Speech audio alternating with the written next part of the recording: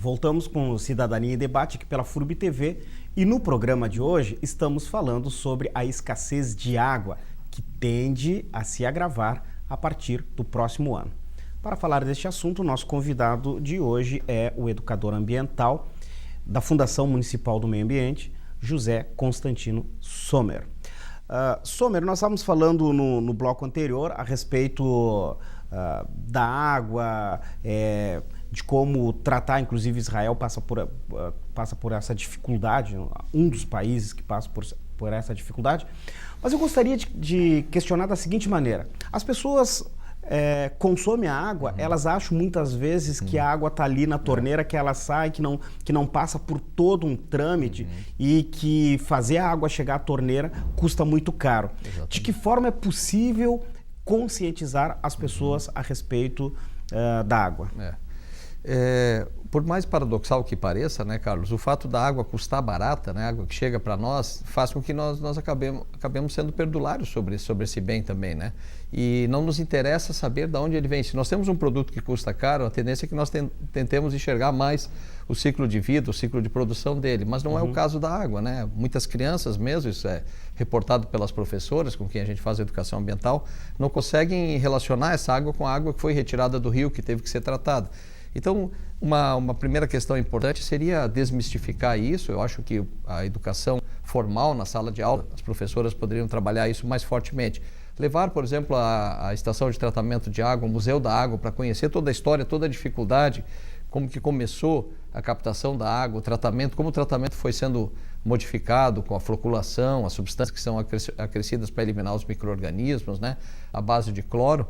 E aí, acho que uma visita ao museu seria um espaço bem interessante para começar a enxergar isso, né? E depois informar um pouco mais as crianças também, acho que a mídia poderia fazer isso, sobre o quão importante é esse bem e que ele não é tão vasto assim como a gente tem. Na verdade, a água existe enquanto ela está no curso d'água. Se ela se exaure dali ou se ela não é reabastecida, porque nós temos um ciclo natural de reposição da água no continente, né? A maior parte da água que vai formar os rios é água oceânica, água que evaporou do oceano, que acaba compondo e geralmente nas áreas mais altas acaba formando as nascentes e as bacias hidrográficas. Então esse ciclo é permanente, né? E mostrar que essa retenção é muito importante. E cotidianamente também como se pode economizar essa água, evitar, né? Nós falávamos sobre a questão de lavar calçadas, né? Lavar o carro em casa, quer dizer, esse é o tipo da coisa que não é nem ético fazer, na medida que outras regiões estão tão carentes de água. O exercício ele é necessário mesmo que nós não tenhamos uma iminência de falta d'água em Blumenau ou na bacia do Itajaí, né? Um outro caso bastante curioso que aconteceu há alguns anos foi o caso de Itajaí. Itajaí água ficou salobra porque a quantidade de água no rio Itajaí Mirim, que vem da região de Brusque, era tão pequeno que a língua salina, né? A cunha salina conseguiu salinizar a água até a estação de tratamento. Depois de Itajaí fez um novo represamento para evitar esse tipo de coisa, mas as pessoas corriam o risco até de levar choque no chuveiro elétrico porque a água estava muito salinizada, né? A concentração de poluentes também, que acontece por conta das atitudes equivocadas, como jogar lixo no solo, uso excessivo de agrotóxico, lançamento de efluentes não tratados, né? Muitas empresas têm estação de tratamento de água, captam água diretamente do rio e depois lançam o efluente tratado no mesmo curso d'água, né? Então, existem várias interfaces mesmo dessa questão. Informalmente, nós falávamos sobre como as nossas atitudes refletem sobre o rio, né? Quer dizer, o rio é o espelho do que a gente faz de errado. Tudo que nós fazemos de errado acaba caindo para lá. Isso complexifica o tratamento, né? Do ponto de vista do esgoto que nós produzimos, é uma outra reflexão que precisamos fazer, porque foi-se o tempo que o esgoto gerado na nossa casa era apenas esgoto humano. Hoje nós temos um esgoto complexo do ponto de vista de substâncias químicas, né?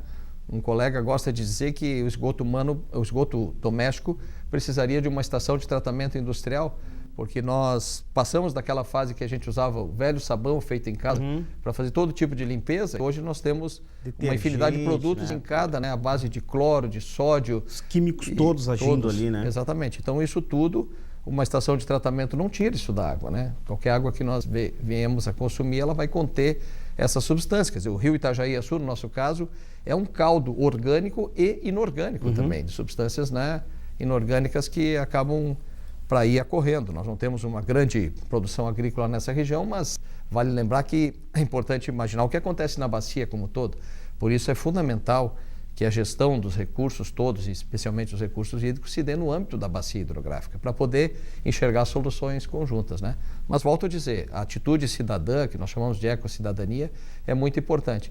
Exercitar essa ecossidadania todos os dias é que vai nos levar a enxergar o problema e mesmo que não sejamos instados a consumir, porque o recurso vai faltar imediatamente, a nossa cultura vai fazer com que nós não sejamos perdulários, porque ele é um bem importante, um bem público, né, como a própria legislação prevê, né?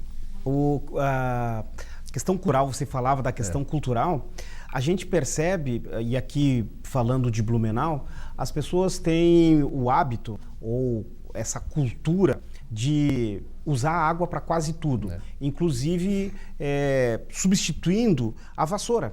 Limpar uma calçada com a água.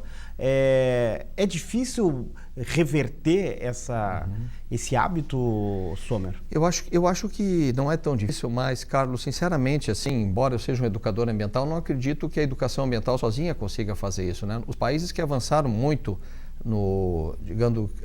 estabelecendo formas de diminuir o consumo foi através de regramentos. Então, acho que a legislação... Pesar no bolso? Pesar no bolso. A legislação precisa ser muito efetiva. Veja a polêmica que está criada agora por conta do aumento do valor das multas de trânsito, né? Sim. Todo mundo só fala nisso, né?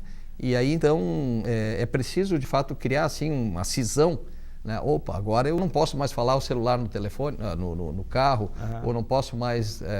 passar o sinal quando ele está amarelo e vai fechar, porque o valor da multa aumentou bastante, né? O problema é que é muito difícil nós avançarmos do ponto de vista na multa para o cidadão diretamente. Quando ele está no veículo, ele tem o veículo ali, tem a documentação dele e do veículo. Agora, como é que tu vai fazer isso com o cidadão comum que joga lixo na rua? Alguns países conseguiram avançar muito nisso. Eu acho que a cultura também é mudada a partir dos regramentos de legislação própria para isso. Mas aí os nossos próprios legisladores dão importância para isso, né? Pois é. Essa é uma outra questão. Aliás, falando da questão governamental, o que os governos podem fazer de imediato para tentar resolver essas questões? Eu sei que São Paulo, Rio de Janeiro, Belo Horizonte, Florianópolis também, já estão preocupados em montar estratégias para resolver a questão da água.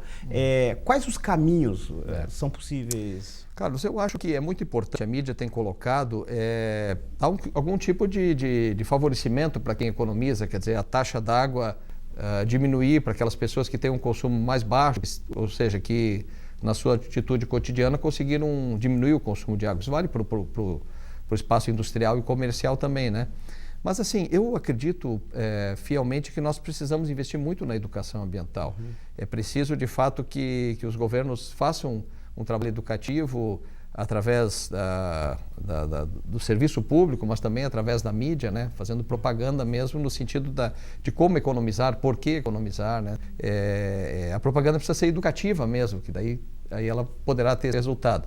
E acho que municiar o espaço formal de educação, seja no ensino fundamental, médio, no ensino superior, para que os educadores possam se tornar educadores ambientais também e trabalhar isso cotidianamente com seus alunos, né? Outra possibilidade é criar espaços de exercício desse processo, espaços públicos mesmo. A ideia, por exemplo, da escola sustentável, que a gente tem advogado há muito tempo, é a ideia de um espaço em que sistemicamente se pensa a questão ambiental, porque se nós formos tentar enxergar a questão da água como parcialidade, nós esquecemos do todo e também não ajuda muito, né? Eu acredito que a gestão ambiental, e aí mesmo uma gestão pessoal, né, da pessoa deliberadamente diminuir o consumo de água, depende da educação ambiental. Acho que a gestão é consequência da educação, por isso eu penso que um investimento muito sério nesse sentido seria necessário, mas que importância os governos, em que nível seja, dão para a educação ambiental? Muito pequeno, né? Para a capacidade que, através da mídia, nós temos de educar as pessoas, que é a chamada educomunicação, né? Certamente é algo que está no teu ambiente também, né? Aquela comunicação que educa ao mesmo tempo. Esse é um neologismo que interpreta bem essa questão, né? E a educação informal, aquela que tu não tem um público definido, que pode ser através de outdoor, pode ser através da rádio, da televisão. Acho que isso ajudaria bastante. Mas eu confio mesmo que existe um caráter pedagógico na tragédia mesmo, né? Na dificuldade.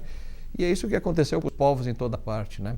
Quem não tratou o meio ambiente, ou a sociedade desapareceu, ou se tornou uma sociedade muito pobre. Nós, infelizmente, parece que queremos caminhar para isso, né?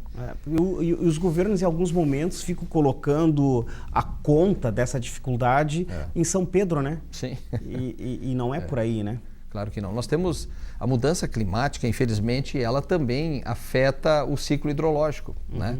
Isso já está comprovado. Por exemplo, São Paulo sempre foi tida como uma cidade da garoa, né? A terra da garoa, que é traduzida até na música, né, Carlos? Na música, Mas hoje se sabe que pelas alterações do clima, né, o aumento dos gases de efeito estufa, essa contingência, né, ela migrou mais para o norte. Então hoje a garoa está situada a uns 20 ou 30 quilômetros ao norte de São Paulo.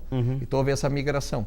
Então a mudança climática ela também vai alterar o ciclo hidrológico, porque as chuvas não são mais, né, na medida que são e no local onde são. Eu estava vendo que para a cidade de São Paulo, 70% da chuva que cai é chuva originária da região amazônica.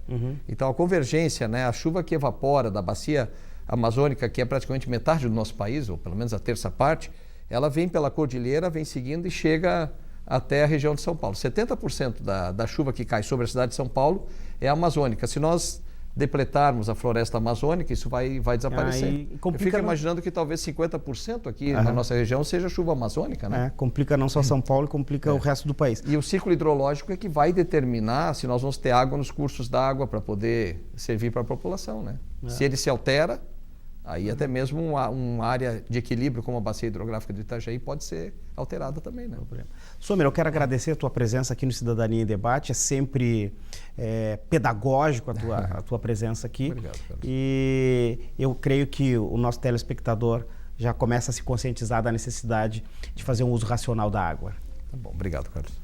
Chegamos ao final de mais o Cidadania em Debate, um programa do Sindicato de Servidores Públicos do Ensino Superior de Blumenau. Eu quero agradecer mais uma vez a presença do educador ambiental José Constantino Sommer, que falou sobre a escassez de água a partir do próximo ano, não só nas capitais, mas em todas as cidades brasileiras. Também quero agradecer a você que esteve ligado no nosso programa. A gente volta a se encontrar para um novo assunto na próxima segunda-feira, a partir das 20h30, aqui pela FURB TV. Tenham todos uma boa noite e uma boa semana. Tchau.